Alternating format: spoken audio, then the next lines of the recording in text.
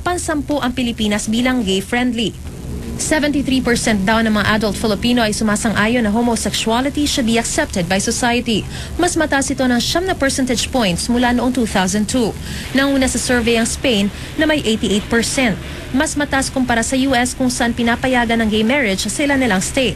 Nakasaad din sa pag-aaral na mas tanggap ang mga homosexual sa bansa kung saan hindi nakasentro sa relihiyon ang kanilang mga buhay. Pero kahit palabis na relihiyoso ang mga Pinoy at madalas ang simbahang Katolika pa ang kumukontra sa mga itinutulak na advokasya ng mga LGBT, may paliwanag ang simbahang Katolika sa pagtanggap natin sa mga homosexual. At ayon sa itinuturo ng Ebanghelyo ay we should not judge other people.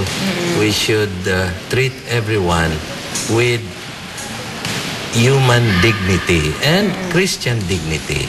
Base sa pag-aaral, mas tanggap din ang homosexual sa bansa kung saan mas bata ang kinuhang respondent. Mas tanggap din ang mga babae ang homosexuals at tanggap din ito sa mas mayayamang bansa.